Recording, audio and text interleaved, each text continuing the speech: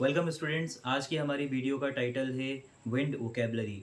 नाम के हिसाब से आपको समझ में आ गया होगा कि हम विंड से रिलेटेड आज जितने भी वर्ड्स होते हैं उनके बारे में स्टडी करने वाले हैं। तो एंड तक बने रहें। सबसे पहले मैं आपको एक प्रीव्यू देना चाहूँगा। उस प्रीव्यू के अंदर आप देख सकते हैं कि हमारे जो वर्ड्स की जो लिस्ट है that is air, current, wind. इसी तरह से दूसरे वर्ड्स हैं जैसे कि ब्लस्टर, गैल, gust, Sai, anemometer and so on. So students, pick your copy and pen and note down all these words and use in your conversation. सबसे पहला हमारा जो वर्ड है दैट इज़ एयर। आपको लगता होगा कि और बहुत सारे लोगों को लगता है कि एयर में और विंड में कोई डिफरेंस नहीं होता, लेकिन आज की इस वीडियो के अंदर हम ये भी जानेंगे कि एयर और विंड में ज़मीन आसमान का फ़र्क होता है। Air basically the mixture of gases, यानी कि जो गैसेस होती हैं उनके जो मिक्सचर होता है उसको कहा जाता है एयर। जो हमारे अर्थ के सराउंडिंग्स के अंदर है और जो हम ब्रीथ लेते हैं यानी कि जो हम सांस लेते हैं वो एयर है। चलिए तो अब दूसरे वर्ड पर आते हैं दैट इज़ विंड। विंड को समझाने के लिए मुझे आपको पहले एक दूसरा वर्ड समझाना होगा दैट इज़ करंट। करंट जो है वो एक्चुअली वाटर या एयर का मूवमेंट होता है, a movement of water and air. आज वैसे हम पानी की बात नहीं कर रहे हैं, लेकिन फिर भी इस वर्ड को अगर हम लेकर आए हैं तो पूरी तरह से एक्सप्लेन कर देता हूँ मैं आपको।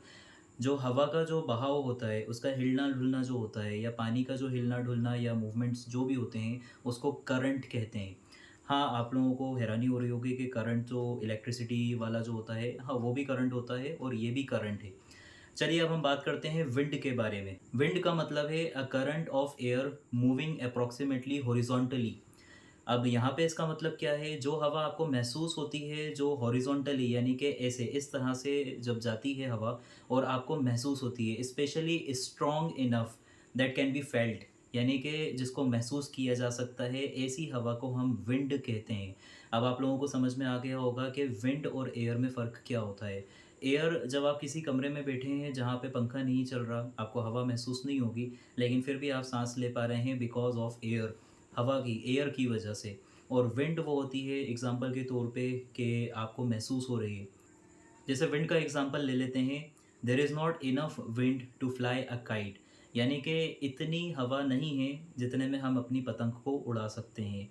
इस तरह से आप समझ सकते हैं, आप जाते जाते हैं छत पे, आप देखते हैं कि हवा तो है, एयर तो है बिकॉज़ यू आर ब्रीथिंग, आप साँस ले पा रहे हैं, पर आपको इतनी हवा महसूस नहीं होती कि जिस हवा की मदद से आप पतंग उड़ा पाएँ।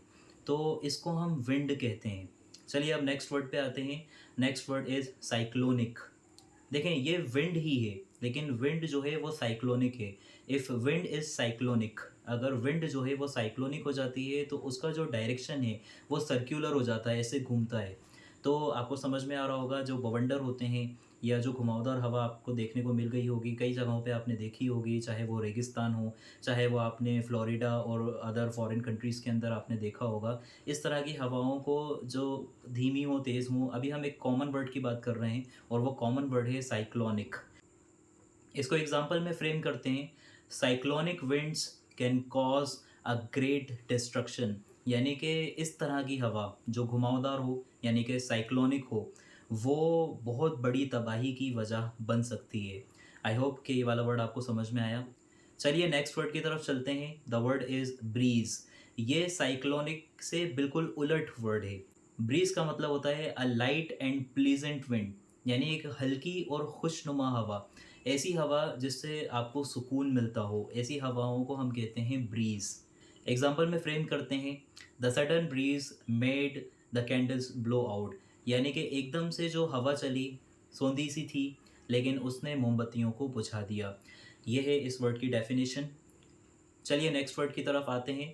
नेक्स्ट वर्ड इज़ गेल। गेल का मतलब है अ वेरी स्ट्रॉन्ग विंड, यानी कि ऐसी हवा जो बहुत तेज़ होती है उसको हम गेल कहते हैं। इसको एग्जांपल में फ्रेम करते हैं, the gale continued all afternoon and night, यानी कि जो स्ट्रॉन्ग विंड जो थी, तेज़ हवा जो थी, वो सारा दिन और रात चलती रही, बहती रही।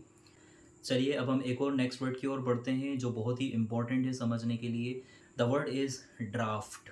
तो जानते हैं ड्राफ्ट का मतलब क्या है? ड्राफ्ट का मतलब है अ करंट, यानी कि एक ऐसा मूवमेंट कोल्ड एयर का जो अनप्लीजेंट हो, बदनुमा हो, जिससे आपको बिल्कुल भी खुशी ना हो। ऐसी ठंडी हवा जो चुभने वाली हो, जो किसी जगह से निकलती है, इस तरह की हवा को हम कहते हैं ड्राफ्ट।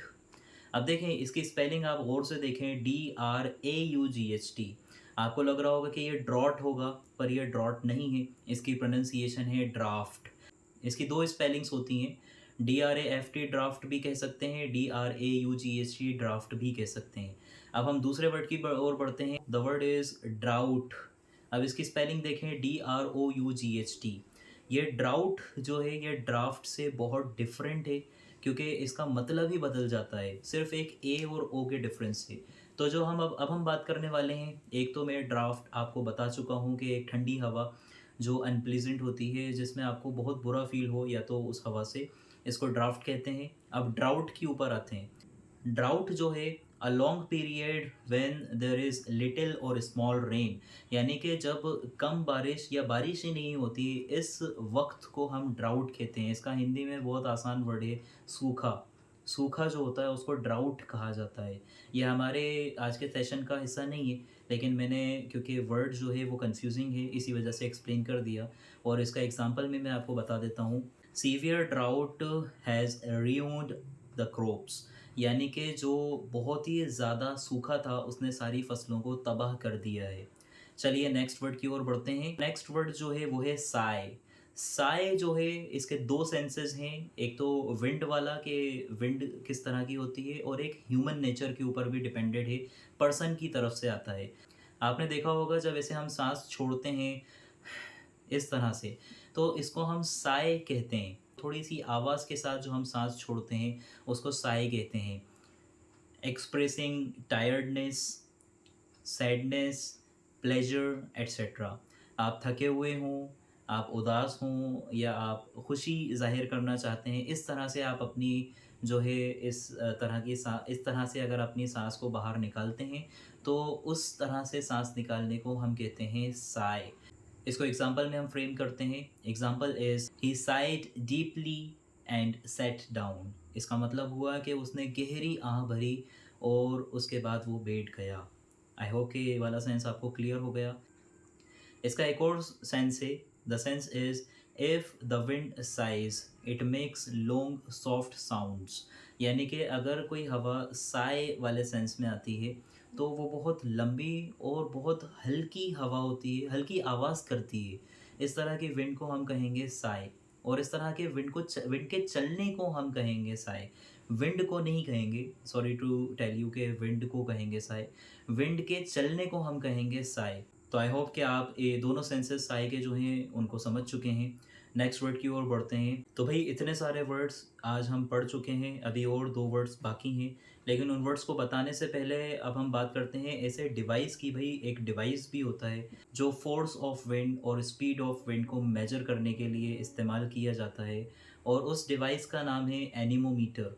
एनीमोमीटर को विंड गेज भी कहा जाता है। चलिए आगे बढ़ते हैं हम नेक्स्ट वर्ड की ओर। The word is bluster. देखें ये वर्ड जो है ये एक वर्ब है। मैंने आपको प्रीवियसली एक वर्ड पढ़ाया है, गैल। गैल का मतलब होता है अ वेरी स्ट्रॉन्ग विंड, लेकिन वो विंड के बारे में है, उस हवा को हम गैल कहते हैं। लेकिन if the wind blusters it blows strongly, यानी कि अगर हवा ब्लस्टर करती है तो वो बहुत स्ट्रॉन्ग तरीके से बहती है। एग्जाम्पल के तौर पे अ गेल वॉज ब्लस्टरिंग अराउंड द हाउस। इसका मतलब ये हुआ कि एक बहुत तेज़ हवा ब्लस्टर कर रही थी घर के आसपास, यानी कि बहुत तेज़ अंदाज में, बहुत स्ट्रांगली वो चल रही थी, बह रही थी। चलिए the last word is gust. Gust जो है वो भी गैल का भाई ही है एक तरह से, क्योंकि गस्ट का मतलब होता है अ सडन स्ट्रॉन्ग विंड। तो इसको समझना बहुत इंपॉर्टेंट है कि अ सडन स्ट्रॉन्ग विंड और अ वेरी स्ट्रॉन्ग विंड में स्लाइट डिफरेंस है। वो स्लाइट डिफरेंस क्या है? गेल जो है वो बहुत स्ट्रॉन्ग हवा को कहते हैं, लेकिन गस्ट कब हो जाएगा? सडन जब जुड़ जाए उसके अंदर, यानी आप बैठे हो, तेज़ हवा नहीं चल रही, लेकिन एकदम से तेज़ हवा चल गई, तो उसको हम कहेंगे गस्ट। तो a sudden strong wind is called gust. तो आज का सेशन जो है इन वर्ड्स के ऊपर है, और आई होप कि आपको समझ में आया होगा। और अपने एग्जाम्पल्स बनाकर कमेंट में शेयर करना ना भूलें। और वीडियो पसंद आई हो तो लाइक करें, शेयर करें। बहुत मेहनत लगती है वीडियो बनाने में, आपके लव की और सपोर्ट की ज़रूरत है। वीडियो पसंद आई हो तो अपने दोस्तों के साथ भी शेयर करें और चैनल को सब्सक्राइब करना और बेल आइकन को क्लिक करना ना भूलें, ताकि आने वाली जो वीडियोज़ हैं उनको सबसे पहले देख पाएँ। Thank you so much, that's all for today. Thank you.